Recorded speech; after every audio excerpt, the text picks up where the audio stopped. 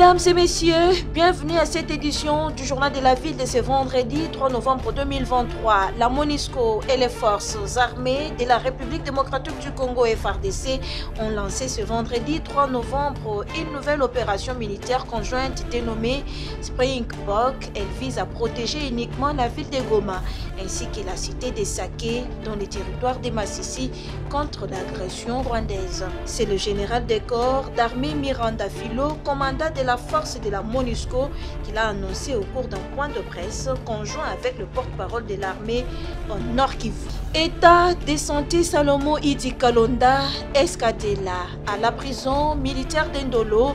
Les organisations de la société civile œuvrant dans les domaines de la promotion et de la protection des droits de l'homme en République démocratique du Congo demandent l'implication du président de la République pour que Salomon Escadela bénéficie des soins de santé appropriés. C'est tout pour les sommaires. Mesdames et messieurs, encore une fois, bienvenue dans ce journal.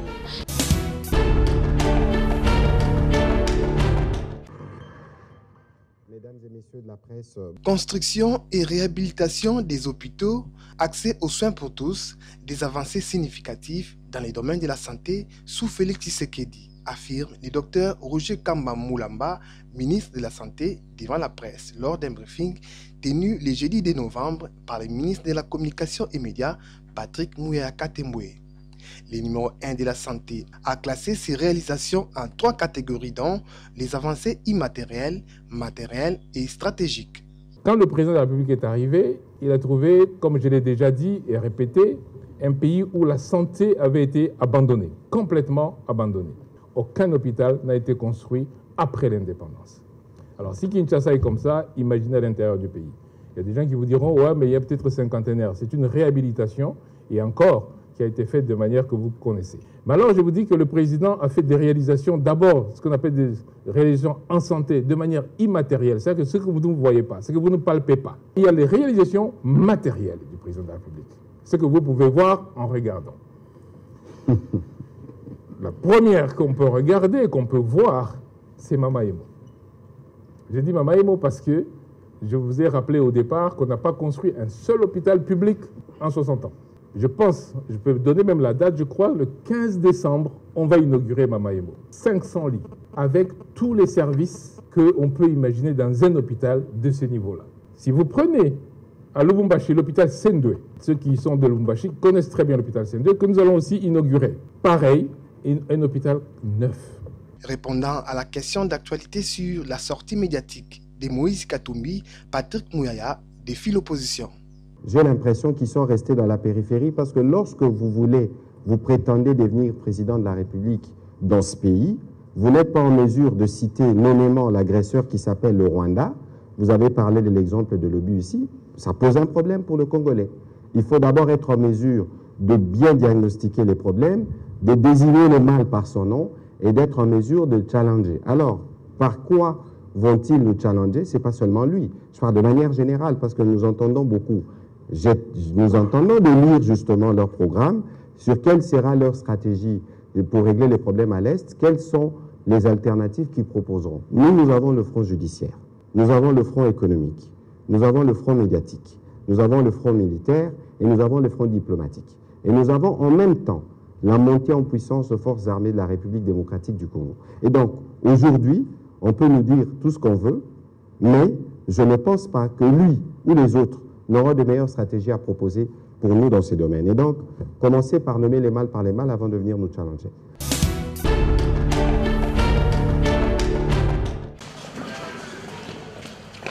Au nom de la ministre d'État, ministre de la Justice et garde de Sceaux, Rose Mutombo Kiese, empêché, le vice-ministre de la Justice a procédé ce jeudi 2 novembre 2023 au centre pénitentiaire de Luzumu, au Congo central, à la réception d'un pavillon communautaire construit par l'unité d'appui à l'administration pénitentiaire de la MONUSCO.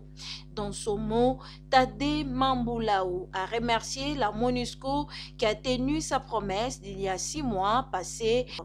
Le numéro 2 de la justice nationale congolaise a invité les gestionnaires et les locataires de ces lieux de détention d'en faire bon usage. Nous sommes très contents, tout en remerciant nos partenaires qui sont la MONUSCO, qui nous accompagnent toujours, nous les remercions au nom de notre président de la République et aussi à l'ONG Adigo qui a bénéficié de la construction de cette œuvre. Aujourd'hui, à cette occasion de la réception de ces bâtiments, nous vous promettons, non seulement à la MONUSCO et à tout autre partenaire qui emboîterait les pas, que le ministère de la Justice et ses administratifs gérera les 10 bâtiments en bon père de famille et un usage qui sera respecté. De son côté, la MONUSCO, partenaire fiable du gouvernement congolais, reste déterminée à accompagner les efforts des autorités de la RDC dans le processus d'amélioration des conditions de détention, a mentionné le chef adjoint de l'unité d'appui à l'administration pénitentiaire de la MONUSCO, Moussa Diomane. Comme vous le savez déjà, la MONUSCO a entamé le processus de retrait dans certaines zones et à cet effet, l'unité d'appui à l'administration pénitentiaire procédera d'ici la fin du mois de juin 2024 au retrait des experts qui appuient le camp de détention de Louzoumou au quotidien. La MONUSCO reste disponible à travailler ensemble avec les autorités de la République démocratique du Congo sur les priorités exprimées par la garde de Sceaux afin de faire avancer le processus des réformes en cours.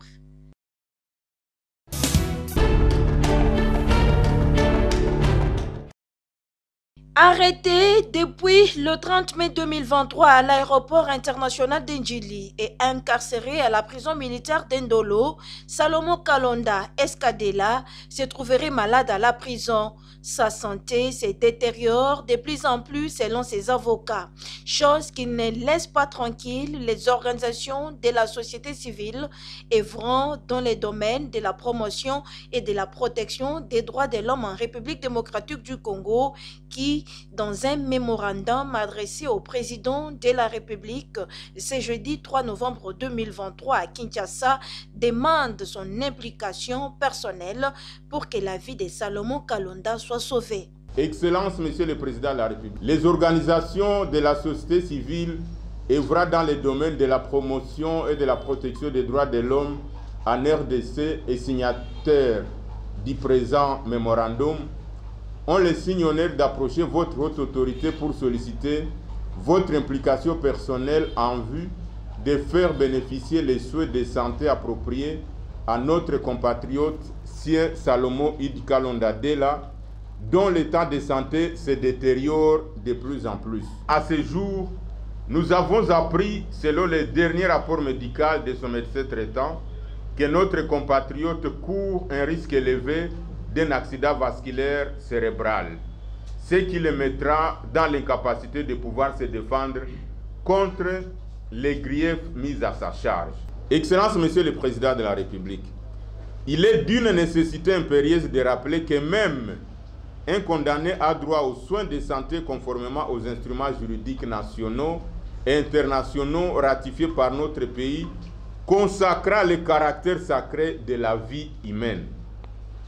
Cela étant, en votre qualité de père de la nation, et tenant compte de vos prérogatives constitutionnelles, en plus de votre combat d'antan, mettant l'homme au centre de toute action politique, ainsi qu'en se basant sur votre sens élevé d'humanisme, nous sommes convaincus que vous ne pouvez pas rester insensible face à cette situation dégradante que connaît notre compatriote. Sur ce, les organisations de droits de l'homme signataires du présent mémorandum sollicitent votre implication pour sauver la vie d'un Congolais en danger.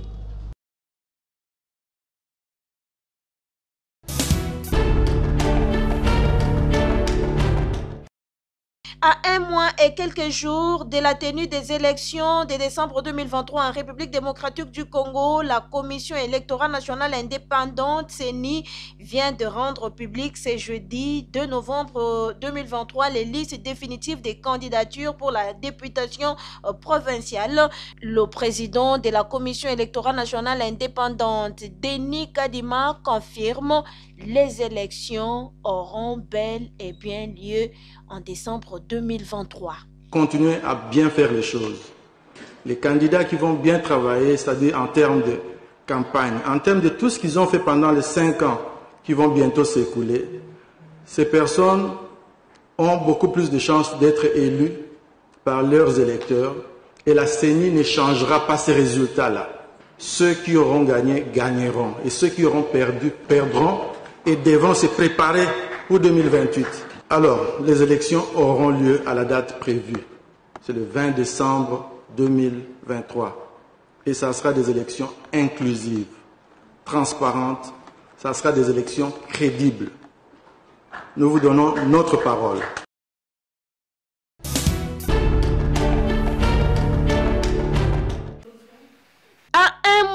De l'organisation des élections 2023 en République démocratique du Congo, la société civile du Grand Bandundu, réunie au sein du Forum des associations pour le renouveau du Grand Bandundu, FARBDD, multiplie des contacts auprès des autorités du pays pour que la paix, l'ordre, la sécurité et l'entente redeviennent à Kwamout afin que sa population prenne part active aux élections à tous les niveaux.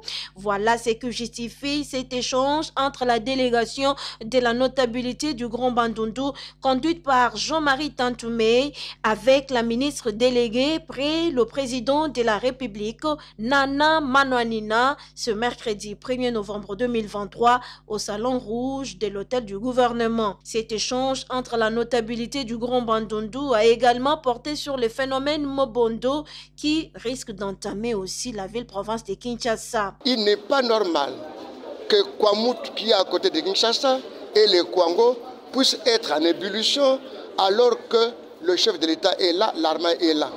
Nous espérons que, à dater d'aujourd'hui, les mots Bondo ne vont plus déranger les gens et qu'à Kwamout, nos frères pourront rentrer pour se préparer afin qu'il y ait des élections inclusives. D'une oreille attentive, la ministre déléguée près le président de la République salue l'initiative de la notabilité du Grand Bandundu qui recherche la paix à Kwamout. La notabilité faisant partie de la société civile du Grand Bandundu est préoccupée par rapport à tout ce qui se passe dans l'espace Grand Bandundu, précisément à Kwamout. Je vais juger cet acte ici responsable. C'est ce que la notabilité, d'une façon générale, devait normalement faire, au lieu de se ranger du côté de ceux qui instrumentalisent négativement. Il faut porter des soucis comme ils l'ont fait, de venir parler au chef de cette préoccupation-là, de vite intervenir pour que cette population participe aussi activement aux élections comme d'autres fils et filles du Congo. La ministre déléguée près le président de la République, Nana Manouanina, promet de faire rapport au chef de l'État, Félix-Antoine Tshisekedi Tshilombo, et de faciliter les contacts entre lui et les notables du Grand Bandundu qui attendent de rencontrer d'abord le vice-premier ministre, ministre de l'Intérieur et des Affaires coutumières.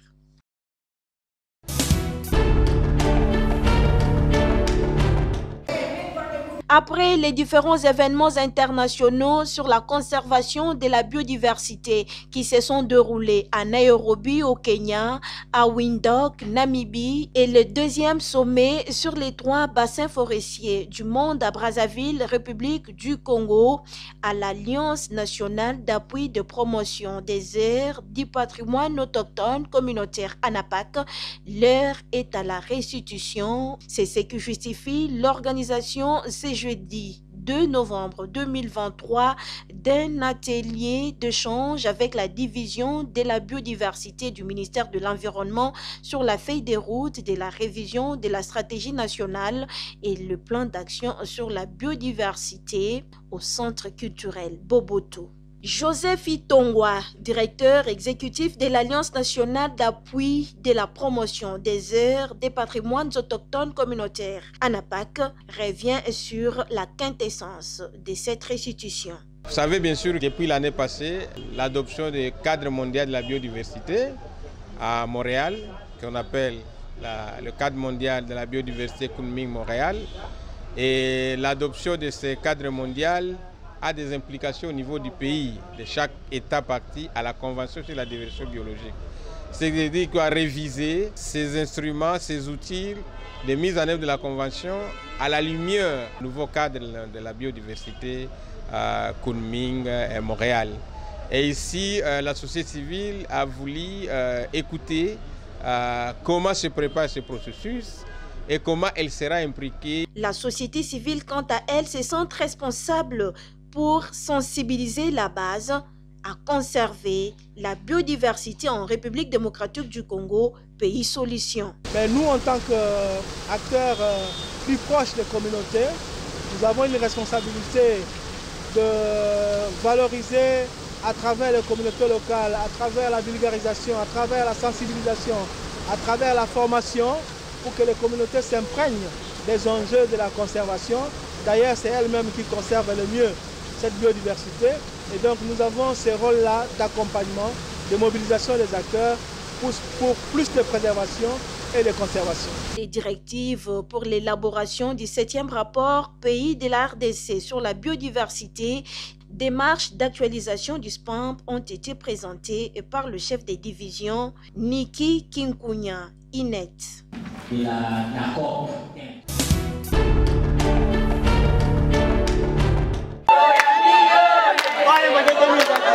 À un mois de la tenue des élections en République démocratique du Congo, l'homme de terrain, Maître Toussaint Sitou Kondé, coordonnateur national de la SBEL, les compagnons de Maître Toussaint Sitou et candidat à la députation nationale, affûtent déjà ses armes en vue d'une victoire finale. Tout d'abord, le fils du terroir a fait le lancement officiel des activités du nouveau bureau de l'ONG Protection sociale qui travaillera en synergie avec lui durant la période électorale. Les clés de ce nouveau bureau ont été remises entre les mains du président de l'ONG Protection sociale qui a remercié à son tour Maître Toussaint Sitou pour cette initiative. Bisso Protection sociale, ONG de la protection sociale, Elongo Nangalema Mobimba, Maloueka Mobimba, Topesio merci. Pambate osaleli biso eloko ya malonga oyo ezali point de repère bato nyonso bayaka koluka protection sociale bakomona yango esika oyo. Protection sociale apesi yo merci tika ete élection oyo ezali prévu le 20 décembre 2023 ezala pona yo. Juste après, l'homme de terrain Maître Toussaint Sitou Kondé s'est dirigé auprès de sa base dépôt Mabaya où un accueil digne de son nom lui avait été réservé par les habitants de Maloueka. Sur place, le natif d'Ngaliema a sensibilisé la population au vote utile et a mis à leur disposition plusieurs projets qui seront réalisés dans le futur. Kasi oza motuya eza communauté na bisoni na lobi awa encadrement ya jeunesse ezala kitoko banzela ebonga boye bakura ekota mai ekoma partout tina kimbara mai ya rize ekoma esengeli bato ya makasi bakende kende koloba kotia makeli la likambo wana esengeli kate oke ovandi ola lipongi te koloba chaque fois. Alors tozwa mayele tokozwa toujours eza nini mwana oyo totinda aza mwana na biso Maloueka tango akei e référence na eza awa quand on nous na bino awa soki problème awa Mwana ya maman, slogan scandé par les habitants de Ngaliema qui ne jurent que sur leur digne fils Maître Toussaint Sitou Kondé aux élections de décembre 2023.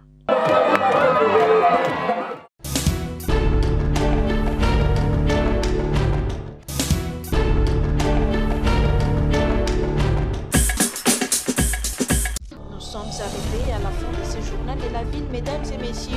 Merci de l'avoir suivi. Le prochain rendez-vous est fixé pour ce samedi avec le même plaisir.